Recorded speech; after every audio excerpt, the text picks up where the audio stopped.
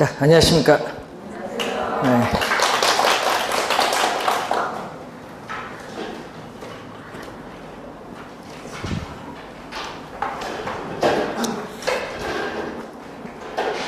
자, 여러분 교재 161페이지에 54번 문제였습니다. 자, 매년 우리가 시험에 출제가 되는 부분이죠.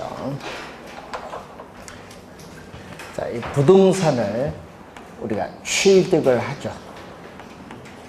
자, 이 부동산을 취득을 할 때는 이 부동산은 고가의 상품이기 때문에 금융기관의 융자를 이용하는 경우가 많습니다.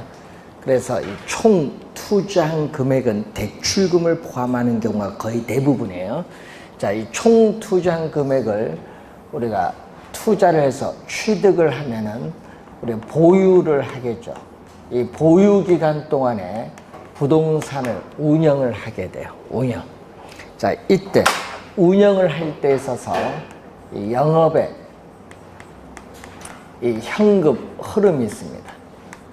자, 영업에 있어서의 이 현금 흐름을 이 계산하는 과정이 매년 출제를 하고 있다. 이렇게 보시면 되겠고, 그래서 최근 시험에 3년간 연속 이론으로 출제하고 있습니다. 그래서 이 수식을 반드시 기억을 해 두셔야 되는데, 우선은 이 단위당 예상되는 연간 임대료입니다. 시험 문제 가끔 월로 출제하거든요. 월로 출제하면 12개월을 곱해줘야 돼요. 이 단위당 예상되는 연간 임대료에다가 뭐를 곱해주죠? 임대 단위수를 곱해주면 돼요. 자, 임대 단위수를 곱해주면은 이 임대 단위수를 100% 완전히 임대되었을 때 얻을 수 있는 이 최대한의 임대료 수입을 이 가능 총소득 또는 가능을 잠재 총소득 또는 가능 조소득이라고 하죠.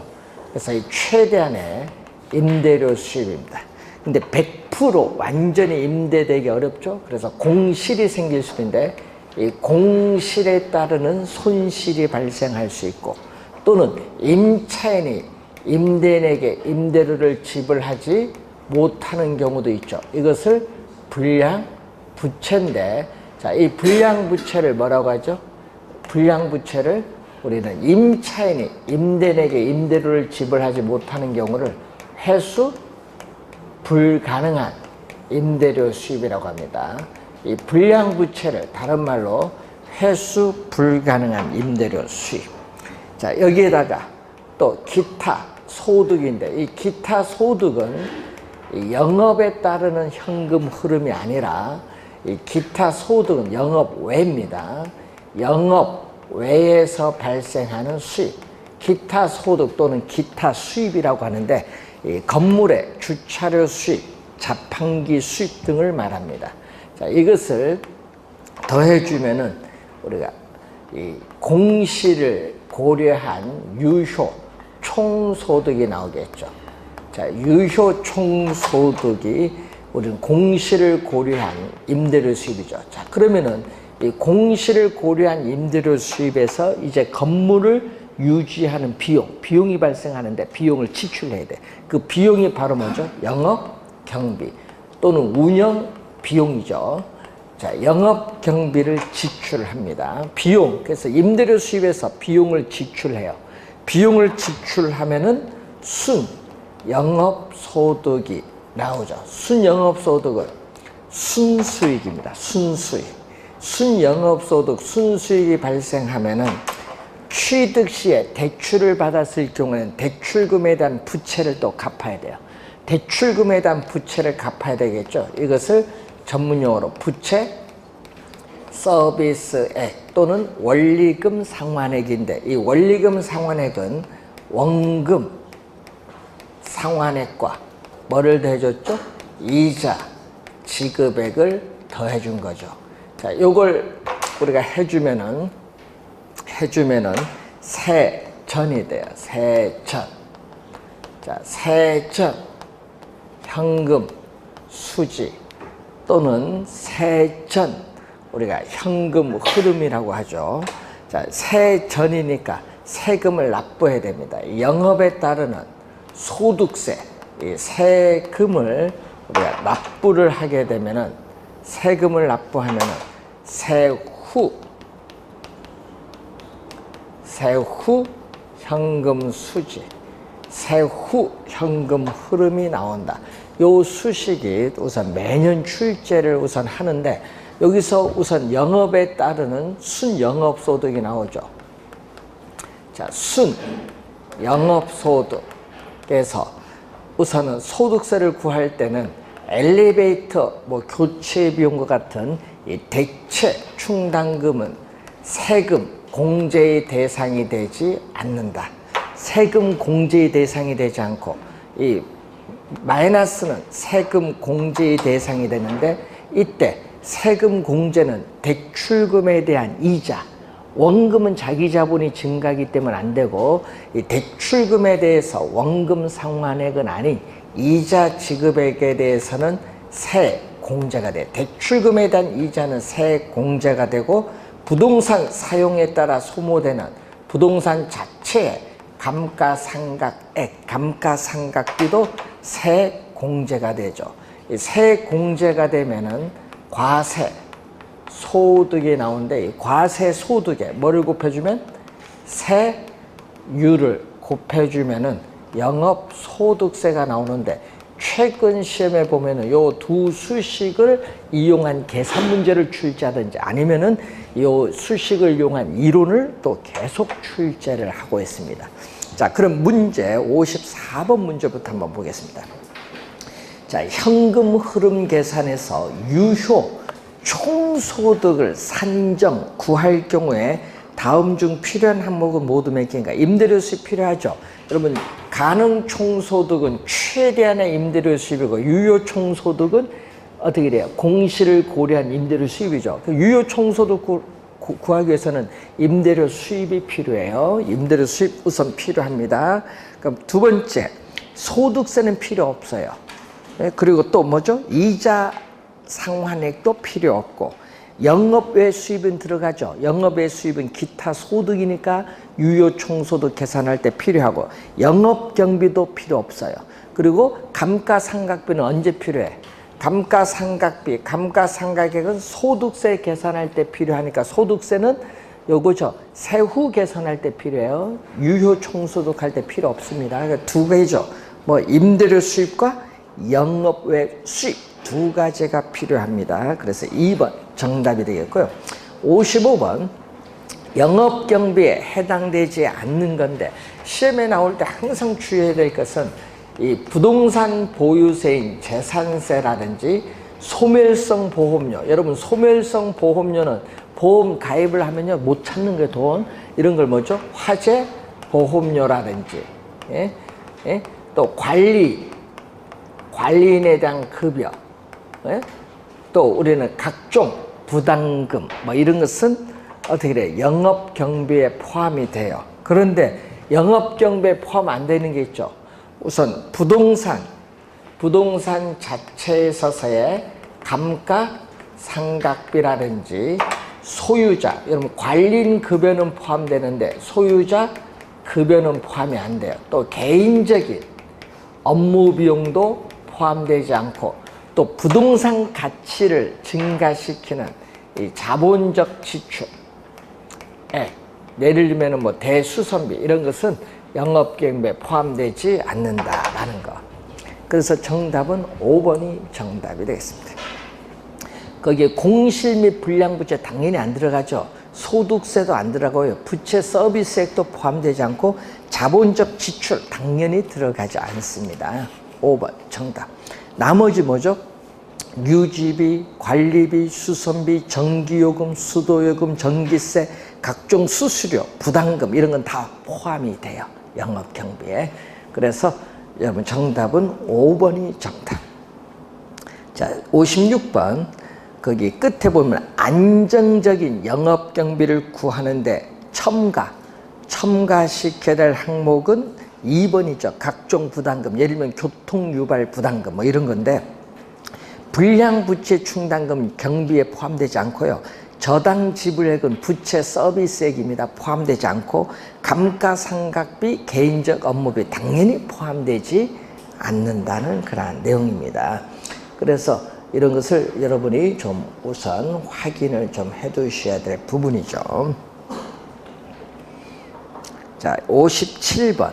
오피스 빌딩의 순영업소득을 추정을 하고자 한다. 순영업소득 할 때 임대료 수입 당연히 필요해요. 예? 그리고 공실률 필요하고, 주차료 수입은 뭐죠? 기타 소득이니까 필요하고, 화재 보험료 포함이 되죠. 이자는 어디 있어요? 요 순영업소득 계산할 때 이자는 필요 없잖아요. 이자는 세전할 때 필요하지, 순영업소득 위에 계산할 때는 이자는 필요가 없다. 5번 정답. 자, 58번 문제로 갑니다. 1년간 유효 총소득이 1억 원인 임대용 빌딩이 있다. 이 빌딩에 다음 1년간 비용 명세서를 이용해서 순영업소득 구하라. 자, 유효 총소득은 1억 원이에요. 그럼 영업경비에 가죠. 우선 감가상각비는 영업경비에 포함되지 않는다. 유지관리비, 수도요금, 전기요금, 재산세 포함이 돼요. 근데 소득세 포함되지 않습니다. 화재보험료 포함되고요. 융자 원리금 상환에 포함되지 않습니다. 공실 손실 상당의 불량부채 이것도 포함되지 않는다. 그럼 포함된 걸 다 더하면 얼마? 5,700만 원. 예?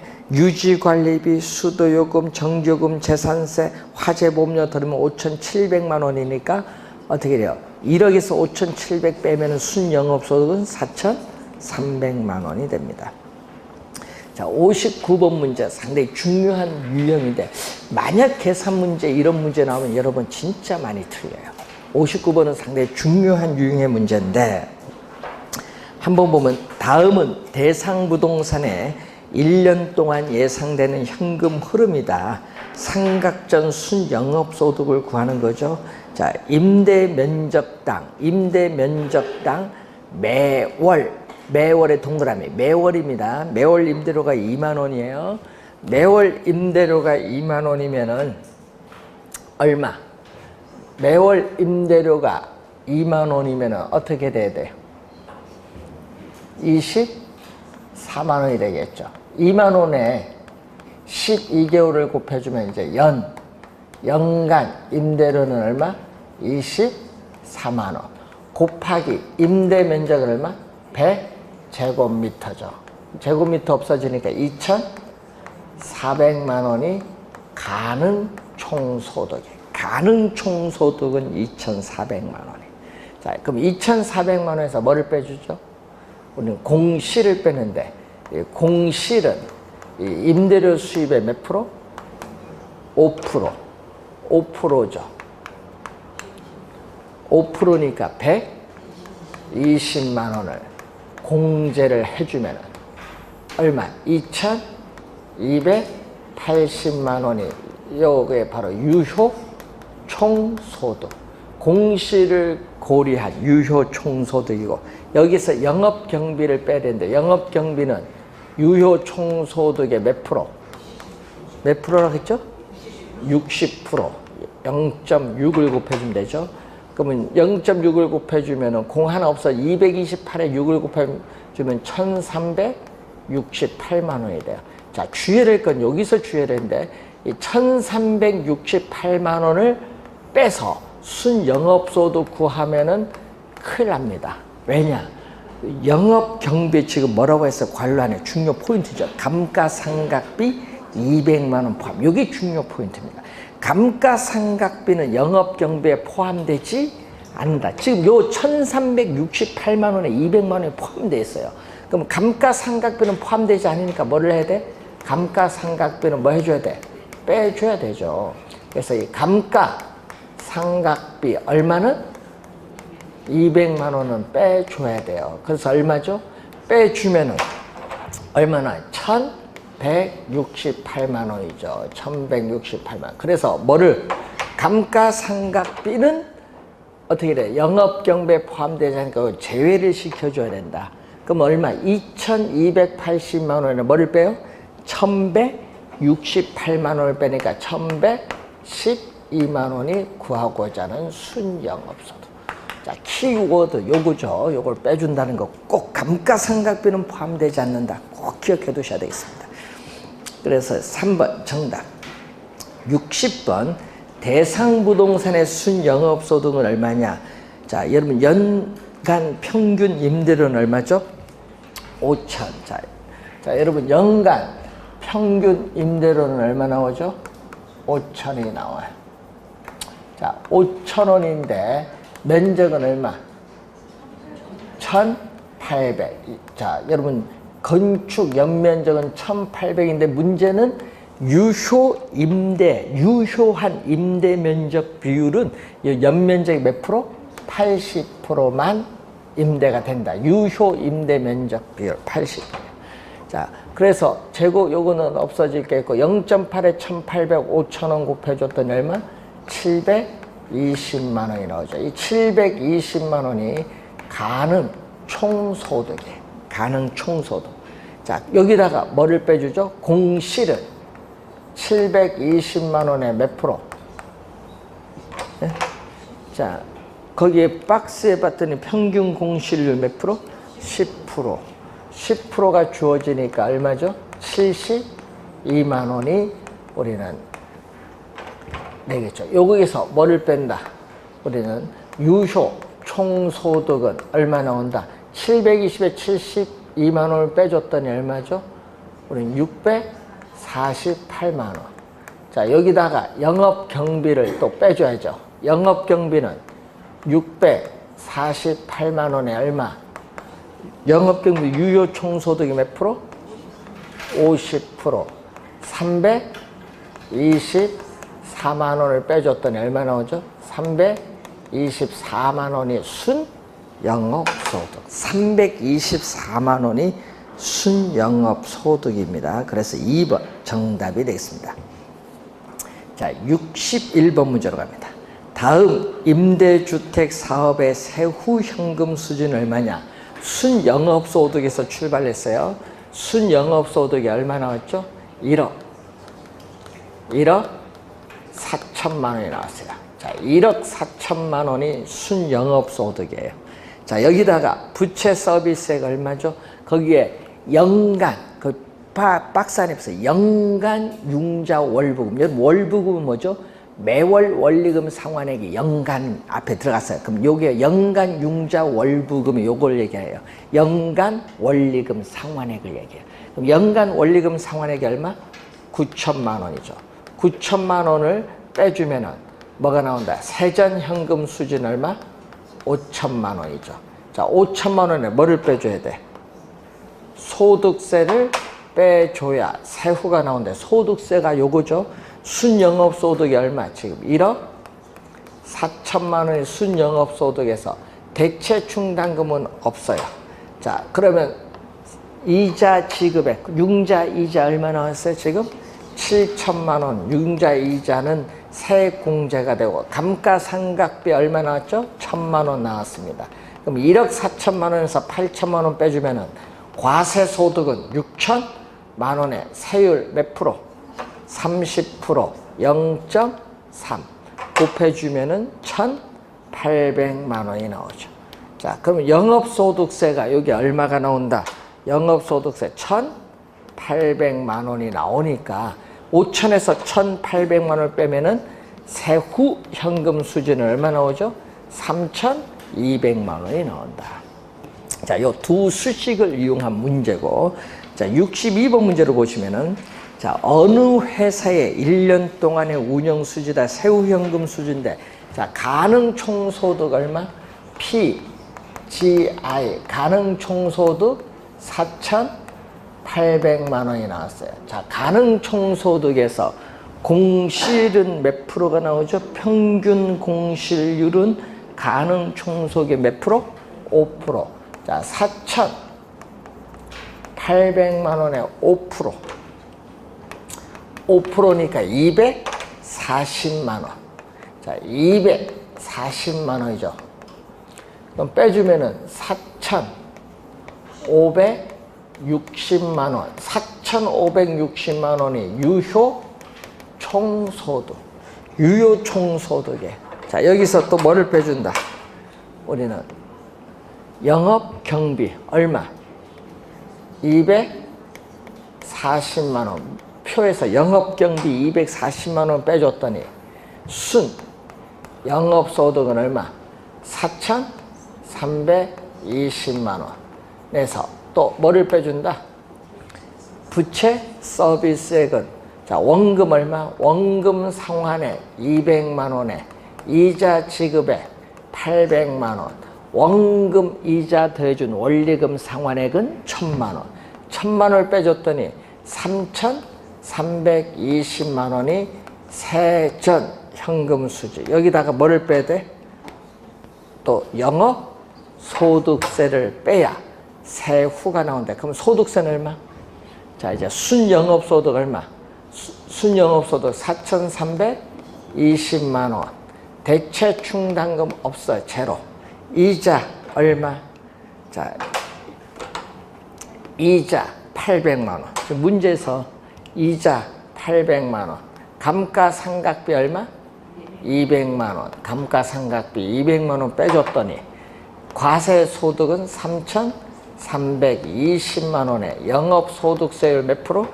20%, 0.2 소득세율 곱해줬더니 664만 원이 소득세. 그래서 여기에 소득세 664만 원을 빼줬더니 세후, 자, 세후 현금 수지는 얼마죠? 2,656만 원이 나오죠. 자, 2번 정답입니다. 자, 이제 여러분 보유하다가 일정 기간 보유하다가 뭐 한다? 처분을 하지. 일정 기간 보유하다가 처분을 하게 되면은 이 처분에 따르는 이 매각의 현금 흐름을 또 계산을 해야겠죠. 자, 이때 처분했을 경우에 매도 가격. 자, 매도 가격에서 매도하는 데 드는 비용, 중개, 보수나 법적 수속에 따른 여러 가지 비용이 있습니다. 매도 경비를 공제해 주면은 순 매도액이 나오고 순 매도액에서 중도에 처분하면 대출금 중에 못 갚은 돈은 다 갚아야 되는데 이것을 미상환, 저당 잔금, 미상환된 원금이에요.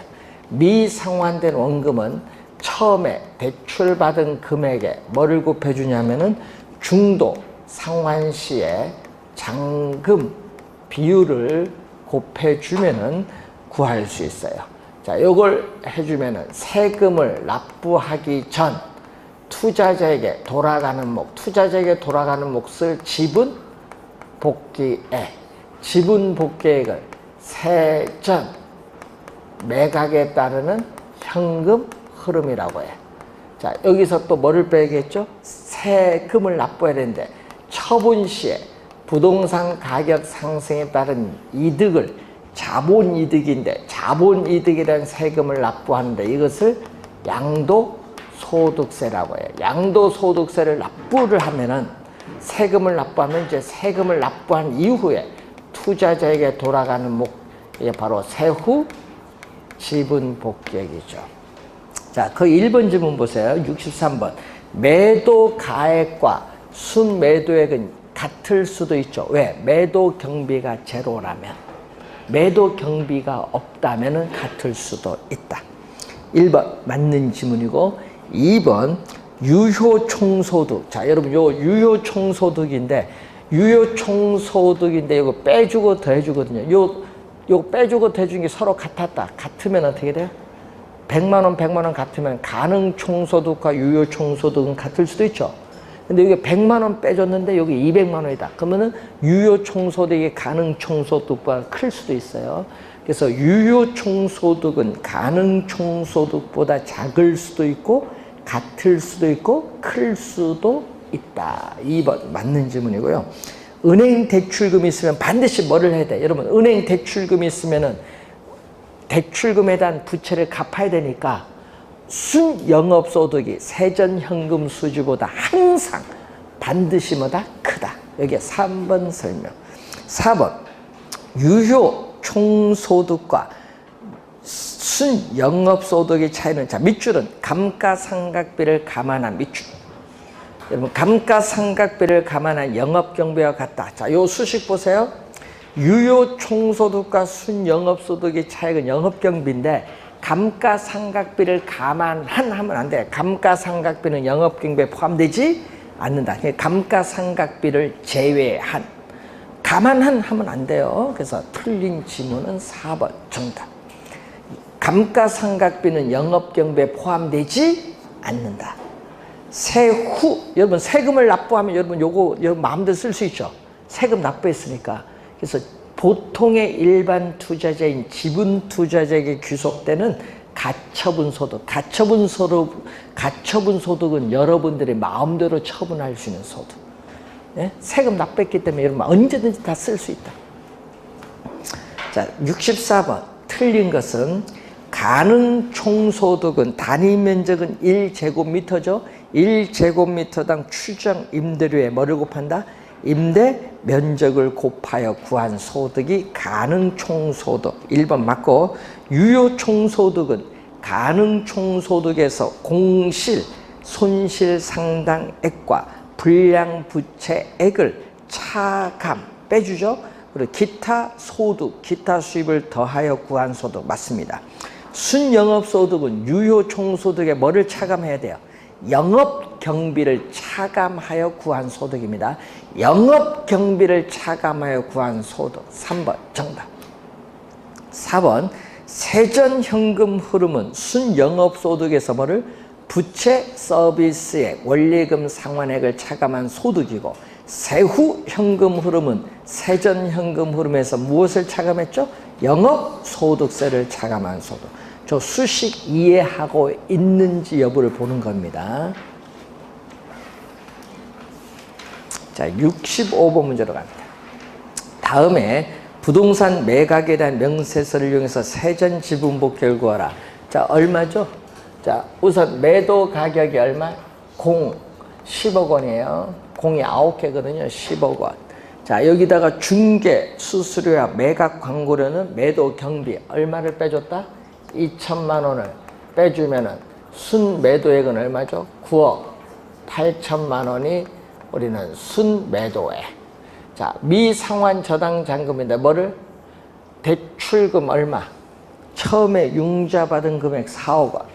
4억 원인데 여러분이 잔금 비율을 곱해줘야 돼. 잔금 비율. 상환 비율과 잔금 비율을 대주면 얼마? 1. 상환 비율이 40%니까 잔금 비율은 몇 프로? 60%. 60%. 0.6. 곱해주니까 얼마? 2억 4천만 원. 그럼 9억 8천만 원에서 2억 4천만 원 빼주니까 얼마죠? 세전 지분복 계획은 7억 4천만 원. 3번 정답이 되겠죠. 자, 66번 기간말 세후 지분 복귀를 구한데 매각 예정 가격은 얼마? 100억 원. 자, 매각 예정 가격은 100억 원. 자, 매도 경비는 100억 원에 약 몇 프로? 5%로 예정돼 있다. 그러니까 얼마? 5억이죠. 예? 5억. 자, 5억을 빼주면은 순매도액은 95억 원.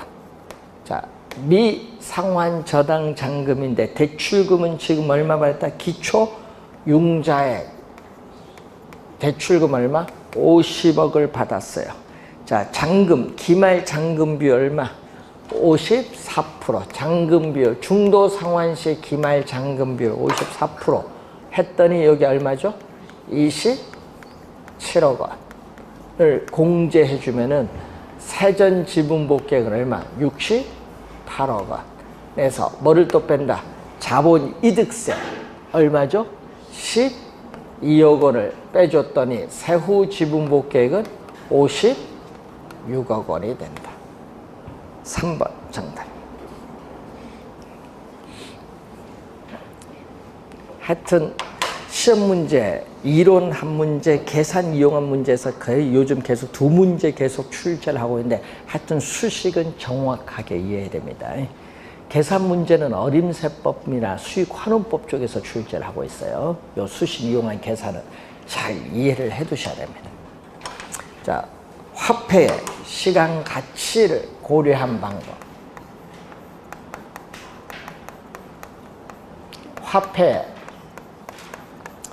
화폐의 시간 가치를 고려한다는 것은 미래에 예상되는 현금 수입과 지출을 현재의 가치로 할인하는 거죠.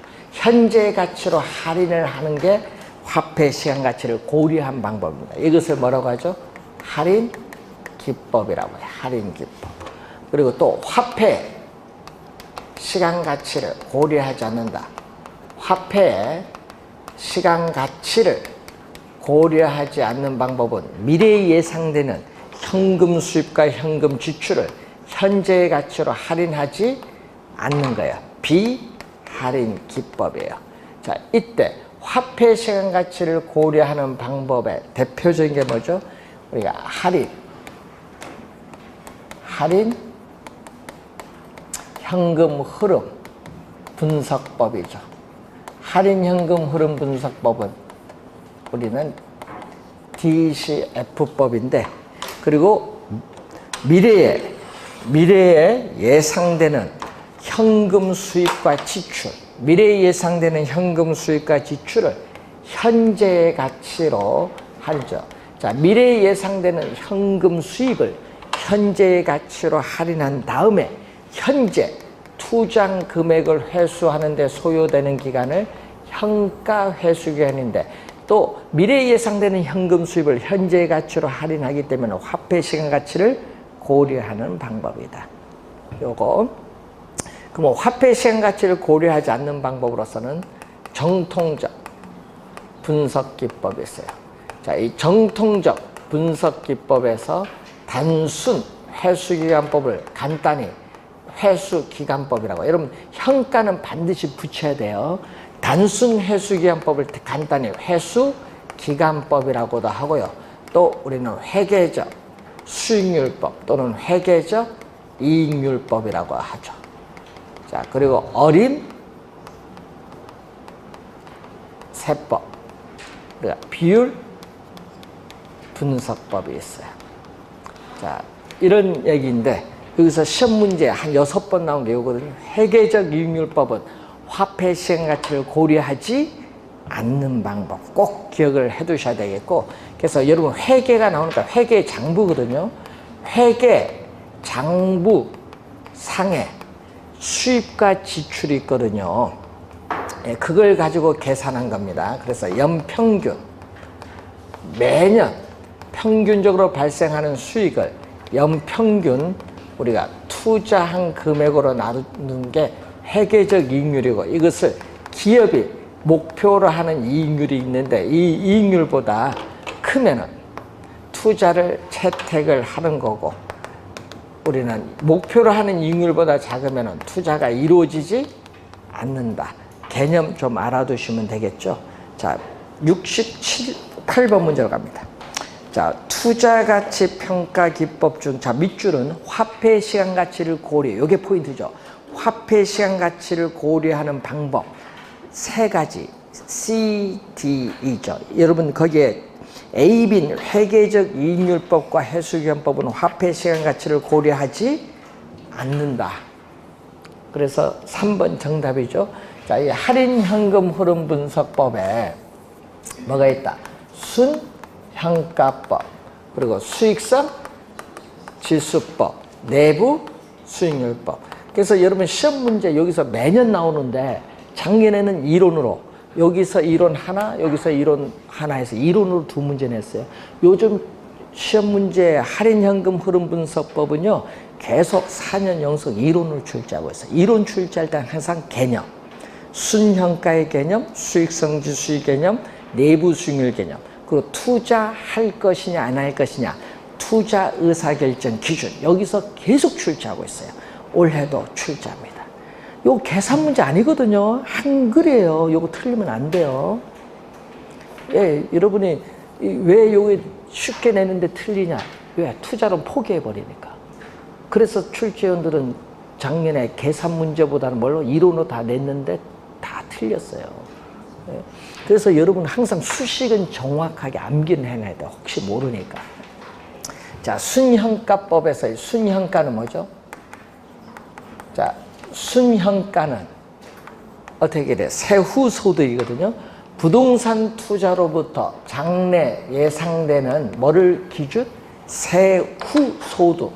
이 세후소득의 현재 가치의 합계, 개념, 현재 가치의 합계와 처음에 투자 비용으로 지출한 지분의 현재 가치의 합계를 비교해서 투자 결정을 하는 방법을 우리는 순형가법인데, 그래서 세후소득 기준이에요. 이제 할인현금 흐름 분석법은 세후소득 기준하고 부동산, 저기서 보면 취득해서 뭐까지? 처분할 때까지. 투자 기간 동안.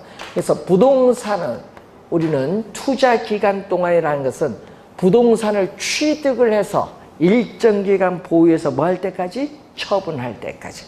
투자 기간 동안에 뭐를 발행한다? 현금 흐름. 현금 흐름 뭐가 있어요? 저기 세후 현금 수지와 세후 지분 복귀액이 있어요. 세후 소득 기준이니까 그것을 다 반영합니다. 그래서 이것을 전부 반영하고 있다. 할인 현금 흐름 분석법은. 자, 그러면 순형가는 어떻게 구하죠? 여러분, 요거 수식은 올해도 출제하는데 작년 시험 또 이론으로 출제했죠. 정답 지문. 개념은 매년 나와요. 작년에 정답 지문 냈으니까 올해 정답은 안 묻겠지. 그럼 올해 정답은 어디서 묻겠어? 수익성 지수에서 묻겠지. 작년에 여기서 정답 물었으면 개념에서. 그래서 개념을 정확히 기억해둬야 되는데, 자, 부동산 투자로부터 장래 예상되는 현금 유입의 뭐죠? 현재 가치 PV고, 또 부동산 투자로부터 장래 예상되는 현금 유출에 있어서의 현재 가치, 현금 유출의 현재 가치, 여기 바로 I죠. 이걸 뭐 뺀 것을 순형가라고 한다. 작년에 정답집 개념 물었어요. 그런데 주의할 것, 미래 예상되는 현금 유입과 현금 유출을 현재 가치로 할인할 때 할인율로서 뭐를 사용한다? 요구 수익률을 사용한다. 요구 수익률을 사용하는데, 문제는 여기서 현금 유입의 현가가 있거든요. 이 현금 유입의 현가는 두 가지가 있어요. 두 가지. 저기서 보유기간 동안 있고 처분 시에 있어요. 그럼 보유기간 동안에 뭐예요? 저기 보유. 임대료 계산은 매년 계산하잖아요. 세후 현금 수지. 만약 5년 보유하면 세후 현금 수지 몇 번 나와야 돼? 5번. 연간 계산이니까. 그러면 세후 현금 수지를 뭐 해야 돼? 항상 현재 가치로 할인을 해야 돼요. 현재 가치로 할인을 하는데 5년 보유하면 5번 계산한 것을 다 더해줘야 돼. 그리고 처분을 할 때는 또 뭐죠? 처분할 때는 뭐가 나온다? 또 세후죠. 항상 우리는 세후에 세후 지분, 처분 시에 투자자에게 돌아가는 뭐 세후 지분 복귀액의 현재 가치를 뭐 해주면 돼? 두 개를 더해준 게 현금 유입의 현가고, 자, 현금 유출은 총 투자한 금액이 아니라 뭐죠? 투자한 자기 자본이 뭐죠? 지분 투자액을 말합니다. 자, 이걸 의미합니다. 자, 70번 문제로 갑니다. 자, 다음 현금 흐름표를 기초로 계산한 순현재 가치는 다만 0년차, 0년은 현재입니다. 0년은 현재. 현재 현금 흐름은 초기 투자한 금액. 1년 차부터 5년 차까지 현금 흐름은 현금 유입, 돈 들어오고 현금 유출, 돈 나간 것을 감안한 순현금 흐름을 말합니다. 할인율은 연 10%. 이때 기간 5년, 5년의 동그라미, 5년의 연금의 현가계수 밑줄. 자, 요 기간 5년의 연금의 현가계수, 요걸 이용해서 구해야 되거든요. 포인트는. 자, 그러면 문제를 한번 봤더니 이런 의미거든요. 여기 0년이거든요. 0년은 항상 뭐죠? 현재. 1년, 2년, 3년, 4년, 5년인데, 자, 1년 130만 원, 이게 세후 현금 수지예요.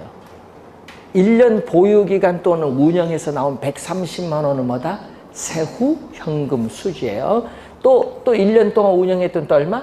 130. 그러니까 매년 지금 130 나오는데 여기가 지금 1430만 원이에요. 이것을 여러분 나눠야 돼. 왜? 기간 5년의 연금의 현가계수를 이용해야 되니까 이것을 이렇게 130만 원과 얼마로?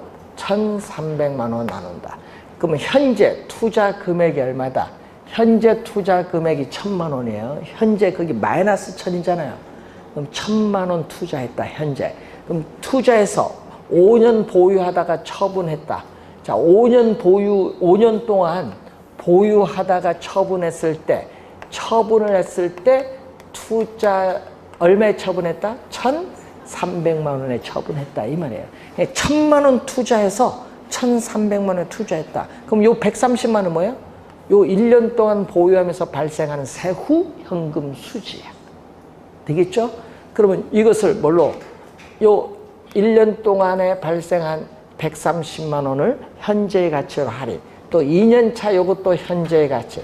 요걸 전부 이렇게 현재의 가치로 다 뭐 해줘야 돼? 요까지 할인을 해서 요걸 더해줘. 자, 여러분이 화폐 시간가치 배울 때 매년 동일한 금액을 현재의 가치로 할인하죠. 일시불로 이렇게 환원한 금액을 구해주는 개수를 연금의 현가계수. 5년을 이용해야 되니까 이걸 나눠야 돼. 이렇게.